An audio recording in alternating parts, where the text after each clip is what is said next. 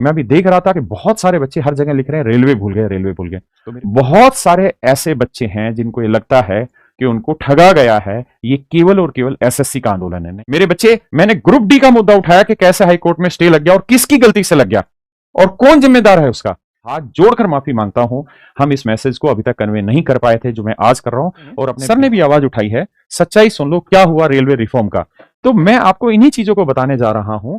मेरे बच्चे, दुख तब होता है जब हमारे बच्चों के मन में यह बात उठती है कि हमारी आवाज नहीं उठाई जा रही है, केवल यह आंदोलन एसएससी का हो गया है।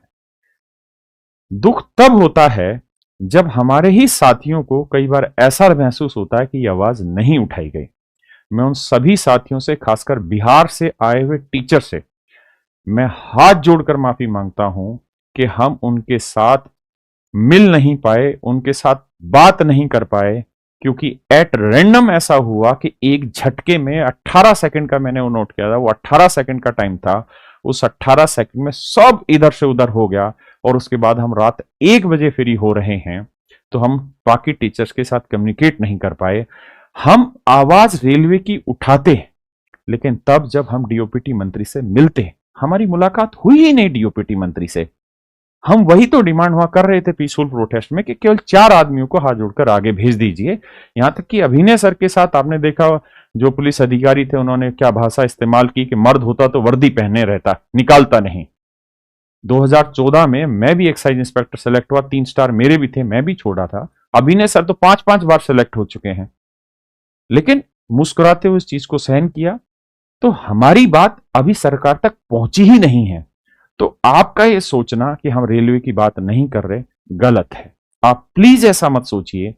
बहुत सारे ऐसे बच्चे हैं जिनको ये लगता है कि उनको ठगा गया है। ये केवल और केवल एसएससी का आंदोलन है, नहीं। मेरे बच्चे, चाहे नीतू मैम हो, वो एसएससी को रिप्रेजेंट कर रही हैं, गगन सर हैं, अभिनय सर हैं, आदित्य सर हैं, विक्रमजीत सर हैं, प्रशांत सोलंकी सर हैं, और बहुत सारे टीचर हैं जो एसएससी की आवाज उठा रहे हैं, और बहुत सारे ऐसे भी टीचर्स हैं जो रेलवे की भी आवाज उठा रहे हैं। मेरे दोस्तों, मैं एक एक करके आपको सारी चीजें समझाता हूं, आपको यकीन होगा। देखिए, हम हर लड़ाई जीत सकते हैं, लेकिन तब जब हमारे बच्चों के दिलों से दुआएं निकले हमारे लिए, जब उनके मन से ये आशीष निकले कि सर जिस जेल में बैठे हैं, जिस थाने में बैठे हैं, वो स्वस्थ रहें। जब वो आशीष निकलेगी तो वही हमारी असली ताकत है। और मैं इन 15 सालों में जो मैंने कमाया है, बस यही कमाया है। मेरी छवि भी यही है। हम वही चाहते हैं। हम ये नहीं चाहते कि आप हमारे सपोर्ट में कोई नारे लगाएं या आए, नहीं। आप दिल से दुआ दें, वो जरूरी है। और अगर किन्हीं बच्चों को दुख पहुंच रहा है इस बात का कि हम रेलवे की आवाज नहीं उठा रहे, तो मैं उन्हीं बातों को क्लियर कर रहा हूं। हाथ जोड़कर माफी मांगता हूं। हम इस मैसेज को अभी तक कन्वे नहीं कर पाए थे जो मैं आज कर रहा हूं। और अपने बिहार के टीचर से बहुत बहुत बहुत माफी कि जो 31 तारीख को हुआ उसमें बहुत मिस इन्फॉर्मेशन हुई और एट सडन हुआ, और हम इतने एक्सपेक्ट नहीं कर पा रहे थे कि उस 10-20 सेकंड के इंटरवल में सब कुछ खत्म कर दिया जाएगा।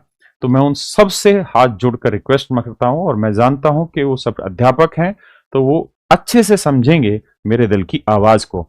मेरे बच्चे, आज मैं जो चीजें आपके सामने कर रहा हूं, जो खुलासे आपके सामने कर रहा हूं, आप समझ पाएंगे अच्छे तरीके से। मेरे बच्चे, ये साहिल खंडेलवाल सर हैं, बहुत बेहतरीन टीचर्स हैं। इन्होंने भी ये कहा कि रेलवे स्टूडेंट्स की हार। उसके बाद मेरे बच्चे, एसके झा सर हैं, अपने रेल राजा सर, बाकी टीचर्स हैं, नवीन सर हैं, सब ने ये वीडियो अगर आप देख रहे हो तो रेलवे की भी सुनो बाई साहिल सर, सब ने आवाज उठाई, बहुत सभ्य तरीके से आवाज उठाई। और जरूरी है, अगर ये टीचर्स अपनी बातें नहीं रखेंगे तब तक हमें भी नहीं पता चलेगा कि हो सकता है कि हम कहीं किसी चीज पर गलत जाने लग रहे हो। मेरे दोस्तों, अगर आप ध्यान से देखेंगे, सर ने भी आवाज उठाई है, सच्चाई सुन लो, क्या हुआ रेलवे रिफॉर्म का। तो मैं आपको इन्हीं चीजों को बताने जा रहा हूं कि मैं कल लल्लन टॉपर था, करीबन 2-2.5 घंटे का ये शो था जिसे नेता नगरी शो कहते हैं। और इसको जो होस्ट करने लग रहे थे वो आप जानते हैं, क्या नाम है इनका, सौरभ द्विवेदी जी। ये सौरभ द्विवेदी जी हैं जो इसको होस्ट करने लग रहे थे।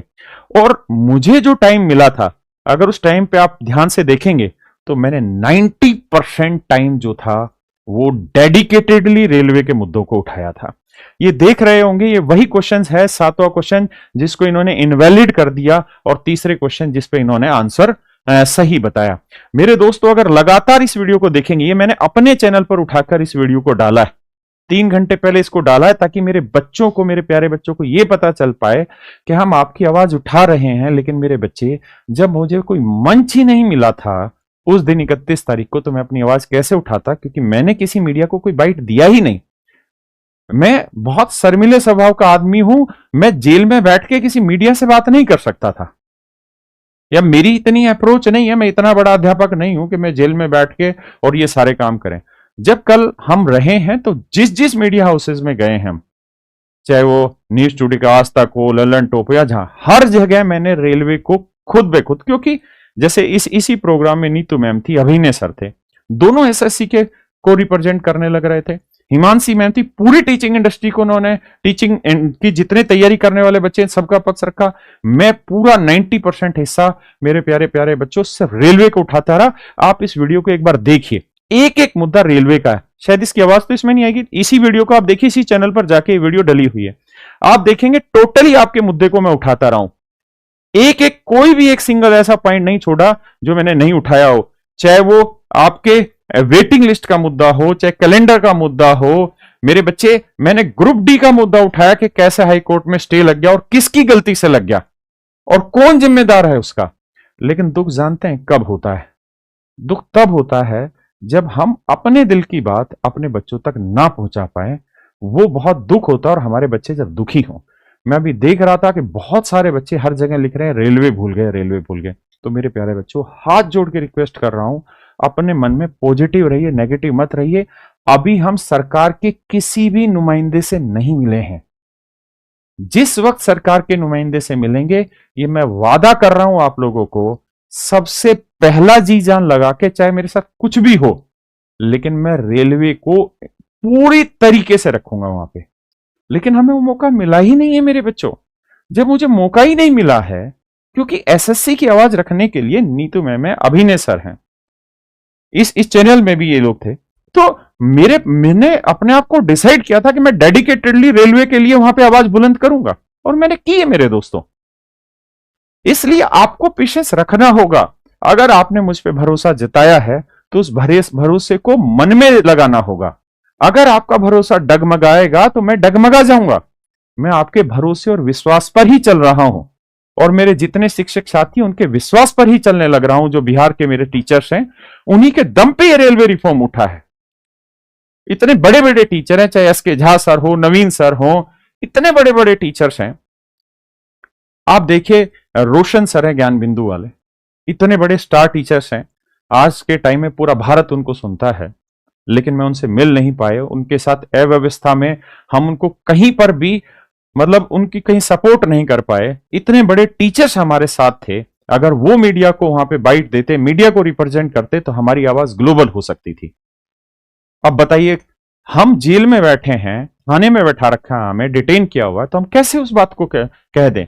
मैंने उनसे माफी मांगी इस चीज के लिए कि सर, मैं जानता हूं कि आप लोग हमारी आवाज पर आए थे, हमारे प्रार्थना पर आए थे, लेकिन हम आपके लिए व्यवस्था नहीं कर पाए। आप जैसे ग्लोबल टीचर को अगर मीडिया अटेंशन नहीं दे, क्योंकि यही तो वो टीचर हैं जो मीडिया में इतने बड़े हैं, इनसे हजारों लाखों बच्चे पढ़ के सिलेक्ट हो रहे हैं। अगर इन लोगों को मीडिया रिप्रेजेंट करने का मौका मिलता और ये व्यवस्था नहीं होती, तो शायद ये आंदोलन और ऊंचाइयों पर होता।